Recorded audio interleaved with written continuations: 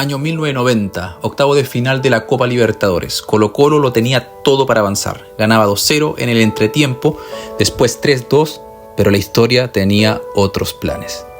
En los minutos finales, un gol de Vasco da Gama enmudeció a un estadio que venía palpitando con esperanza. Silencio. Silencio absoluto.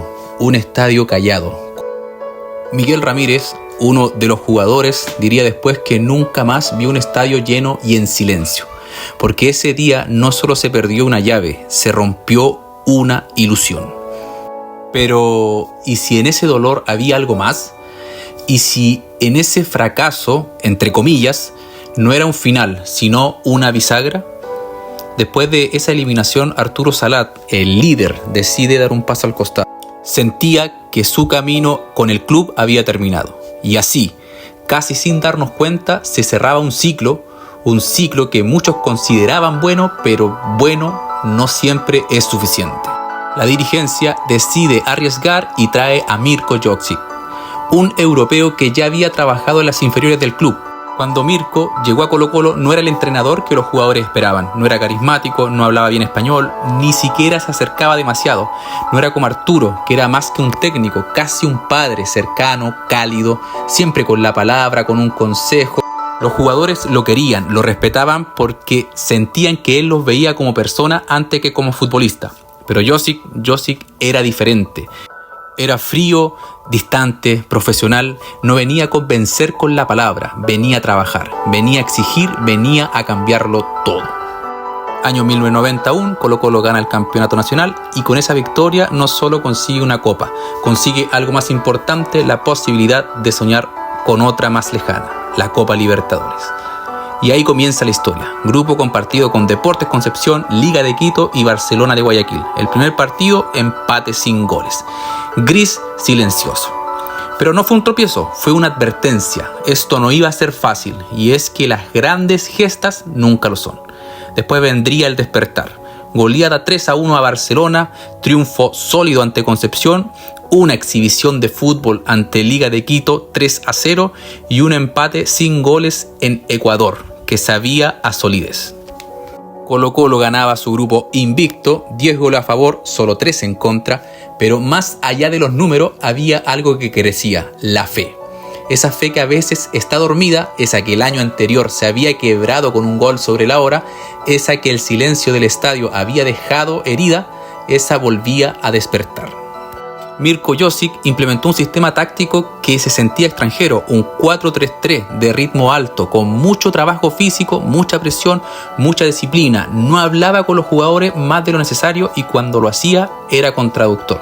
Muchos lo miraron con recelo al comienzo, pero ¿no pasa eso siempre con el cambio?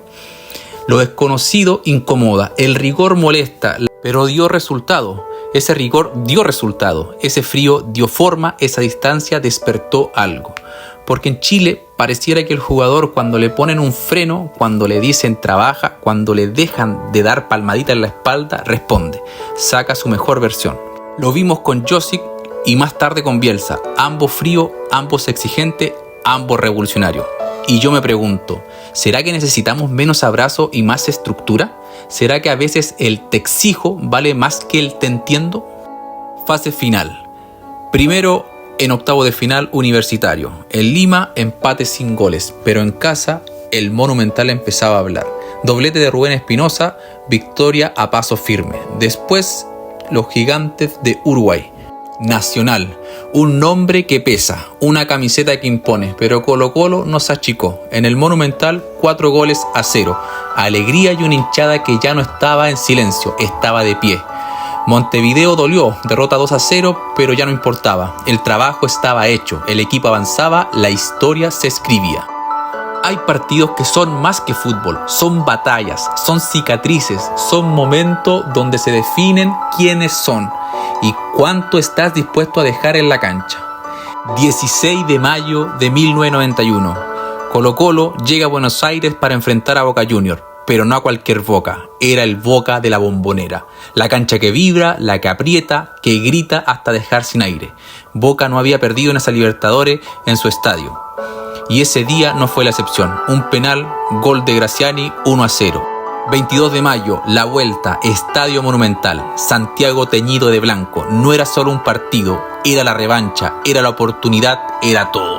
Ese día nació una leyenda, la batalla de Macul. Porque no fue solo fútbol, fue guerra de nervios, de estrategia, de gritos, de codazos, cortes de agua, fuego artificial en la madrugada, todo valía. Porque todos sabían quien ganaba esa llave iba a levantar la copa. Primer tiempo tenso, 0-0, los corazones apretados, los dientes más. Y en el minuto 64, Rubén Martín explota el Monumental. Gol de rabia, con furia contenida, con historia. Y 2 minutos después, Marcelo Bartichotto. Minuto 74, gol de la Torre para Boca, un balde de agua fría. Otra vez el miedo, otra vez la duda, Boca era finalista. Por 5 minutos, porque en el 82 otra vez Rubén Martínez, otra vez el Monumental se vino abajo, 3-1. Locura, lágrimas, grito, Colo-Colo estaba en la final de América. Pero no terminó ahí, porque cuando el árbitro pitó el final no fue paz, fue guerra literal. Patadas, combos, perros mordiendo, jugadores presos, dirigentes peleando, cámaras volando. La batalla de Macul se transformó en leyenda. Una noche que tuvo de todo: fútbol, drama, violencia, emoción, pero sobre todo, victoria. Todo se define el 5 de junio de 1991, Estadio Monumental, tras el empate 0-0 en Paraguay.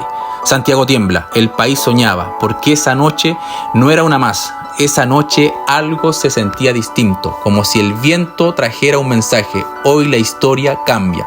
Colo-Colo entra con alma, con fuego en los pies, y antes de los 20 minutos, Luis Hernán Pérez, ese goleador que pocos tenían en mente, marcaba 2 veces, minuto 12, minuto 17, y el Monumental estalla.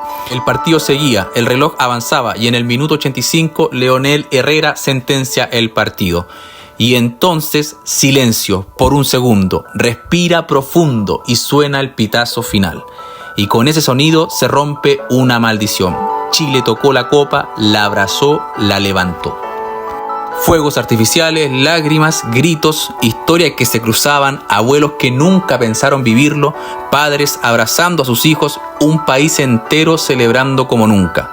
Colo-Colo 1991 no fue solo un equipo, fue un mensaje de que cuando luchas, cuando resistes, cuando crees de verdad, todo es posible. Porque esa noche el fútbol dejó de ser un juego y se convirtió en bandera, en identidad, en orgullo.